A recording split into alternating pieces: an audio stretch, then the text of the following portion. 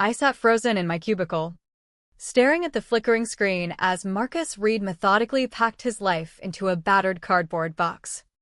14 years at Apex Dynamics, the backbone of our Silicon Valley software empire, reduced to a few faded manuals and a chipped mug from the company picnic where he'd once sketched our entire cloud migration on a napkin during a rain delay.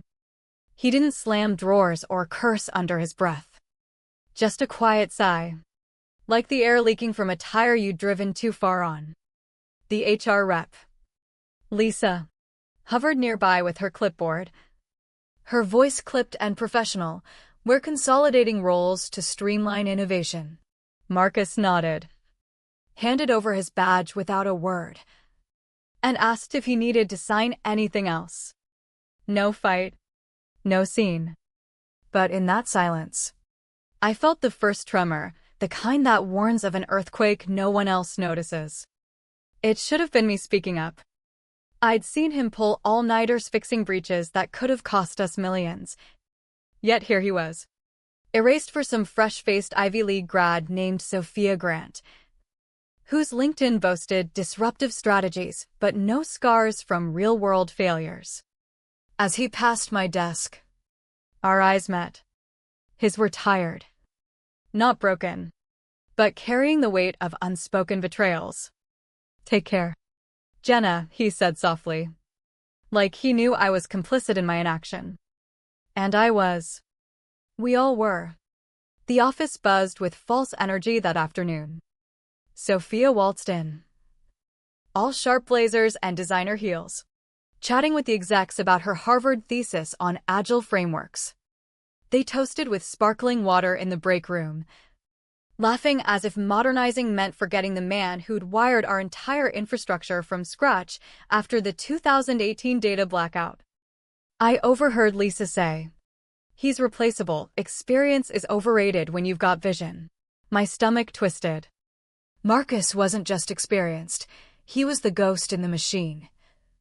The one who'd built self-repairing APIs that kept our fintech clients' transactions flowing seamlessly.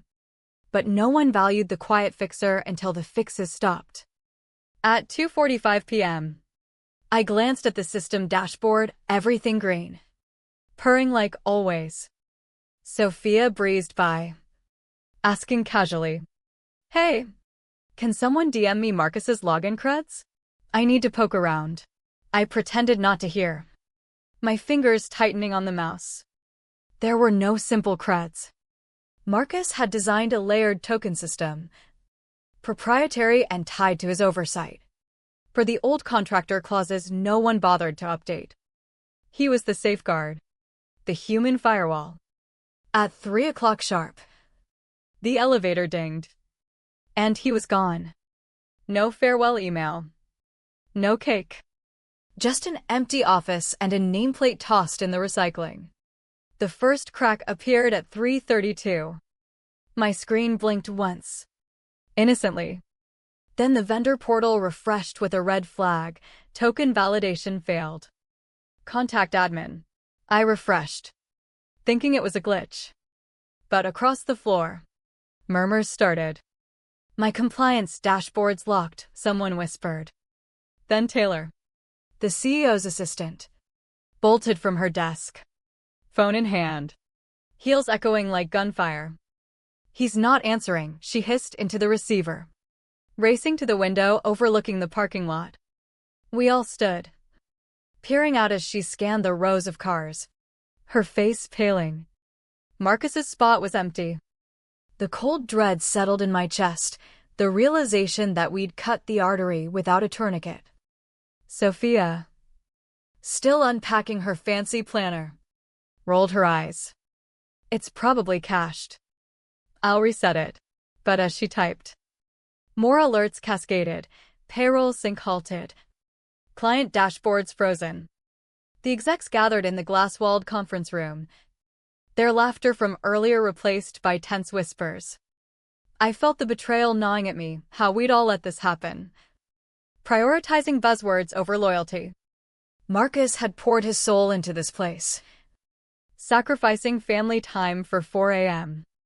patches, only to be discarded like obsolete code. By 4:15, the fractures deepened. Emails poured in from clients. Why can't we access Q4 reports? Sophia's attempts to force a reboot triggered safeguards Marcus had embedded, defenses against exactly this kind of amateur meddling. The system flagged her as an intruder, locking down nodes to prevent data leaks. Lisa fired off a message to Marcus. Quick handoff needed for smooth transition. Appreciate your cooperation.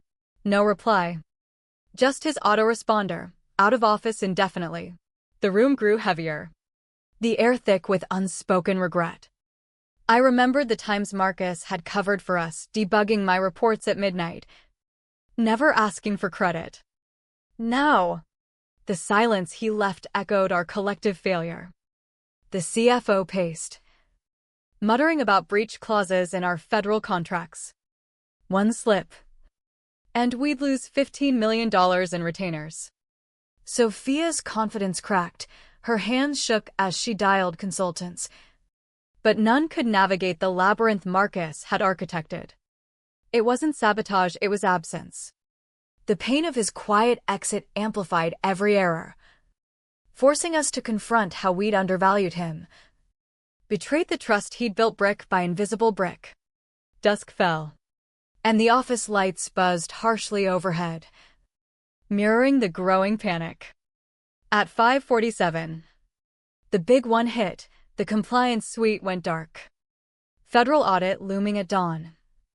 And without Marcus's token renewals, we were non-compliant. Penalties could cascade into lawsuits. Stock dips. Reputations shattered. Taylor left frantic voicemails. Marcus, please, just a quick call. Sophia slammed her laptop shut, her Harvard poise crumbling into tears in the bathroom. I heard the sobs through the door. The CEO emerged, face ashen, demanding answers. How did we not document this? No one met his eyes. Because Marcus had been the documentation, living and breathing it. His departure wasn't rage-fueled destruction, it was the natural decay of neglect. I felt the weight of my own silence pressing down, how I'd watched him pack without a word of protest, too afraid of rocking the boat. Now the boat was sinking, and the hurt in his imagined eyes haunted me. Emails flew, legal threats from HR, veiled pleas from execs. But Marcus's phone stayed silent, a void that screamed louder than any outburst. Night blurred into a haze of coffee and crisis calls. By 7 p.m., the board was looped in via Zoom, their faces pixelated masks of fury and fear.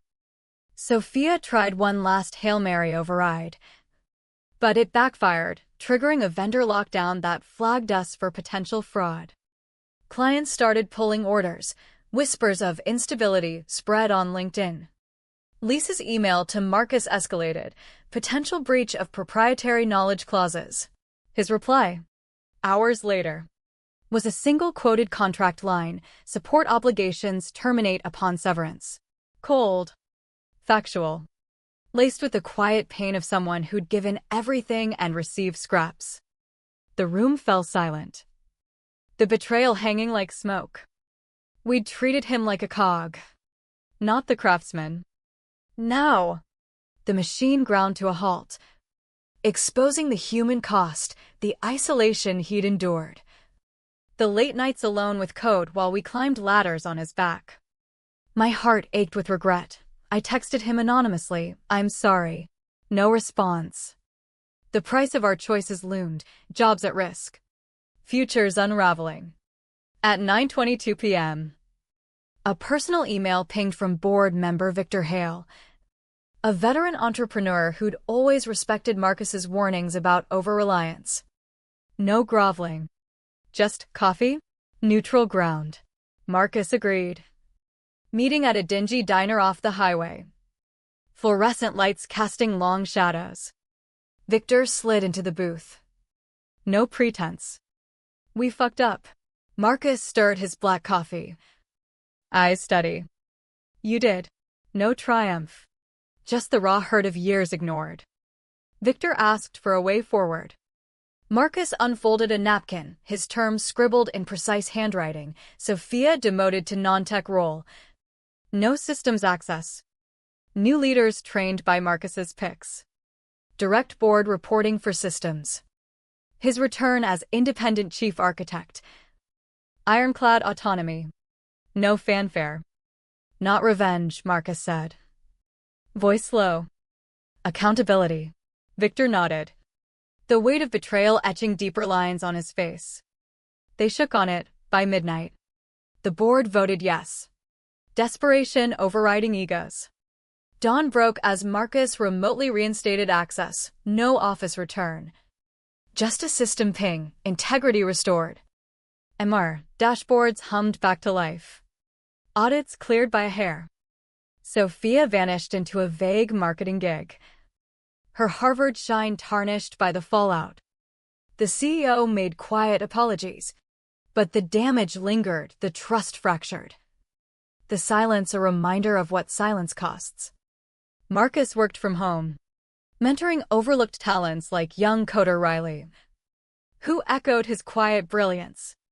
The company stabilized, but the scars remained, engineers empowered, execs humbled.